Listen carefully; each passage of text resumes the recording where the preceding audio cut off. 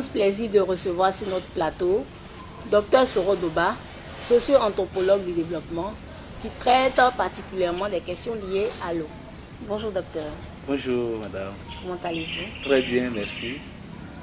Merci d'être venu sur notre plateau. C'est moi qui suis honoré.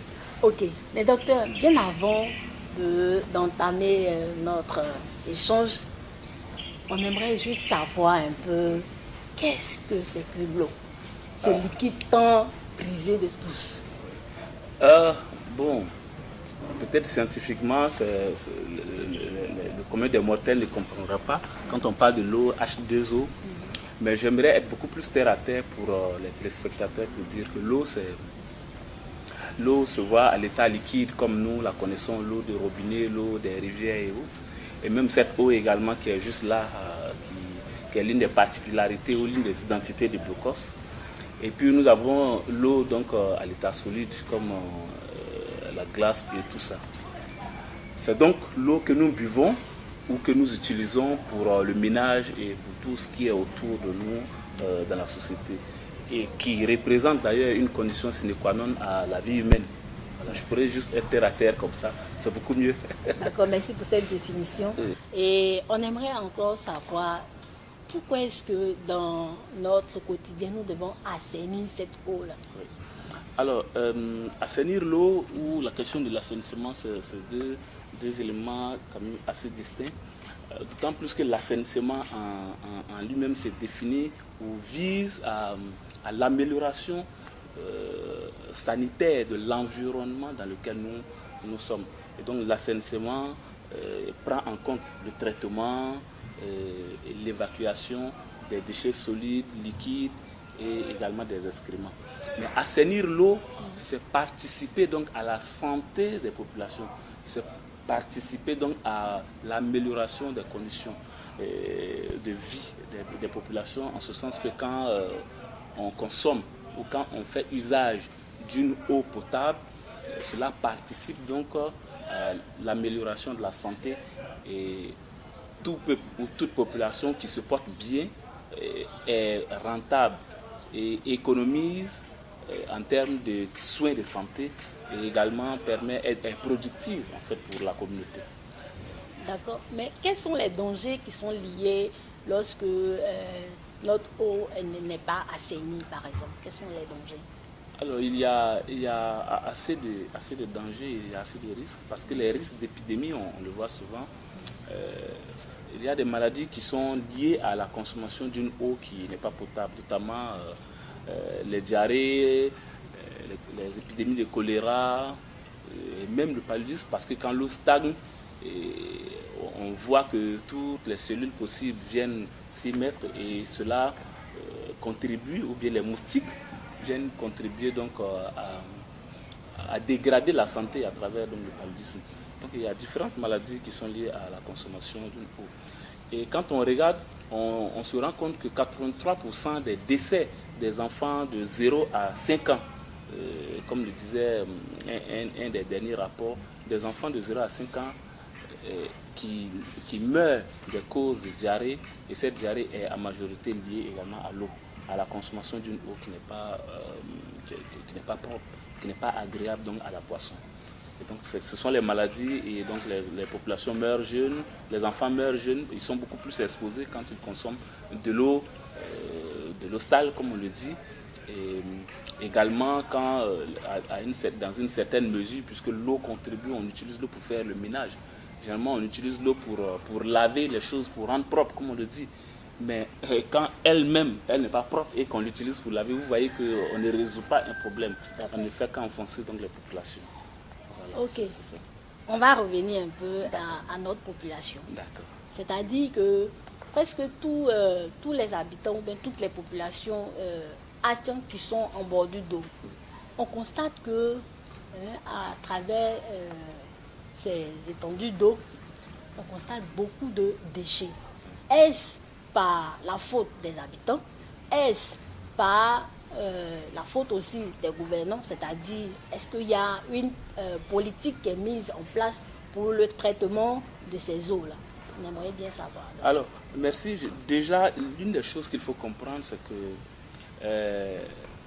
la vie des populations à Tchang, autour donc de ces lagunes, est consubstantielle à l'eau elle-même. C'est-à-dire que quand on parle ou bien quand on pense à cette population, notamment à Blocos, on pense directement à la lagune. Et en ce qui concerne les ordures qu'on constate, il y a beaucoup de facteurs ou il y a beaucoup d'aspects qu'on pourrait lier à l'existence des ordures. Il y a les causes exogènes et il y a les causes endogènes. Il y a donc la responsabilité des populations, des communautés qui vivent autour donc, de ces points d'eau, mais il y a aussi la responsabilité des collectivités territoriales, notamment la mairie et aussi peut-être le district, et puis un peu plus à une échelle élevée, on a l'État. Ça se passe comment? De façon pratique. Au niveau des communautés, la gestion des ordures ménagères, par exemple à Blocos, il n'y a pas un mécanisme véritablement formel de la gestion des ordures ménagères. On constate par exemple que ce sont des privés qui font la précollecte et qui viennent en retour déposer dans des points de collecte, et je pense que c'est là que les sociétés de ramassage d'ordures viennent. Et ce processus, ce mécanisme-là de précollecte par des individus n'est pas bien mis en place. Et quand il n'est pas formalisé, il n'est pas suivi de façon régulière par les décideurs et les communautés locales, les leaders communautaires, il va sans dire qu'il y aura beaucoup de failles dans le système. Par exemple, des gens ne trouveront pas contraignant ou nécessaire de mettre les ordures à la disposition des jeunes qui vont venir collecter en moyennant peut-être quelques sonnettes. Et des gens ne trouveront pas cela nécessaire. Et donc facilement, ceux qui habitent au bord donc, de la lagune, ce serait beaucoup plus facile de jeter les ordures là, et du ni vu ni connu, et de toutes les façons, ça ne cause aucune conséquence visible, immédiate dans la vie des populations. Et donc, il y a donc une défaillance au niveau du système au bas de l'échelle. Au niveau des collectivités territoriales, nous sommes dans une commune, dans la commune de Cocody, bien que nous soyons dans un village. Mais vous voyez, donc il y a une responsabilité du district et de la vie communautaire et de la commune au niveau donc de ce mécanisme de ramassage qui, lorsque on distingue une faille dans un système, devrait pouvoir encourager les populations ou proposer des mécanismes de gestion de ces ordures. Au niveau de l'État, à l'échelle beaucoup plus élevée, on se rend compte que les communautés à Tchang, et surtout à Blocos, sont dans une position comme si les communautés étaient tirées jusqu'au bout, si vous voulez. C'est-à-dire repoussées jusqu'à la dernière demeure. Et donc l'espace vital, l'espace d'épanouissement est assez restreint. Et quand un espace d'épanouissement, un espace vital est assez restreint, il y a beaucoup de facteurs et beaucoup de difficultés qu'on constate.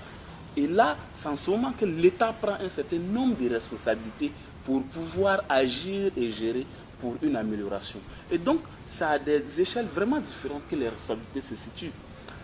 Comment il faut agir? Bon, je suppose qu'on en parlera. Est-ce qu'il faut partir du top-down, c'est-à-dire du plus haut et puis descendre, ou du pull-off, où on commence au bas de l'échelle pour agir? Mais une des choses qui est certaine, c'est que près de 70 à 80, si je n'exagère, des communautés vivant autour ici jettent les ordures ou jettent de temps en temps les ordures donc, dans la lagune. Mais il y a aussi d'autres facteurs. Un autre facteur qui ne dépend pas forcément des communautés qui sont au bord de la lagune. Par exemple, on sait que des habitants de Cocody, de la Riviera ou encore, que dirais-je, peut-être d'Abobo ou autre, quand il pleut, là-bas aussi, quand il n'y a pas de mécanisme réel de gestion des ordures, alors l'eau achemine les ordures tout doucement jusqu'à les accoster aux rives du village de Blocos. Et donc, il y a, en d'autres termes, pour me résumer, il y a ce qui vient de nous, ici à Blocos, ce que nous produisons. Il y a le fait que notre système, parfois, n'est pas correctement fondé pour pouvoir bien gérer les ordures. Et puis, il y a ce que les communautés, les collectivités et l'État devaient faire et qu'ils ne font pas suffisamment. Et puis, il y a aussi les ordures qu'on importe pour venir accoster ici chez nous. Voilà. Donc, si je comprends bien, les responsabilités sont partagées. Absolument, absolument. Les responsabilités sont partagées. D'accord. Et à travers cet échange, qu'est-ce que nous devons retenir sur cette question, cette problématique d'eau? Alors, moi je pense que ce qu'il faut déjà comprendre, c'est que la vie des populations, comme je le disais, est liée également à l'eau. En ce sens que vous voyez des gens pêcher et ici également l'activité économique, les commerces et surtout les restaurants sont beaucoup fréquentés. Je pense que c'est aussi lié à l'existence de cette eau. Et de l'autre côté, vous avez les femmes qui font donc de l'attiqué au bord. Et vous avez tout un ensemble d'activités qui se développent autour de la question. Il est donc important de savoir gérer, il est important de mettre en place un mécanisme. Par exemple, au niveau même des communautés, le mécanisme de précollecte, il faut renforcer le mécanisme, le formaliser. Et je pense qu'il faut une certaine récupération par les leaders communautaires pour mieux organiser, pour mieux structurer, de sorte à ce que chacun puisse vraiment participer d'une manière ou d'une autre et qu'on puisse précollecter. Quelque part, sous d'autres cieux, c'est la jeunesse qui s'occupe de ça. La jeunesse met en place un mécanisme et s'implique de sorte que cela puisse bien se passer. Et à partir de cet instant, moi je pense que déjà au bas de l'échelle, quelque chose sera fait. Et l'autre aspect, le fait que l'État et les communautés territoriales aient une responsabilité, il est important pour eux de s'impliquer. Mais pour que les communautés, pour que les collectivités, l'État s'impliquent, c'est au niveau de la communauté qu'il faut mettre en place un mécanisme de plaidoyer. Un mécanisme peut-être correct et un peu rigide de gestion des ordures ménagères.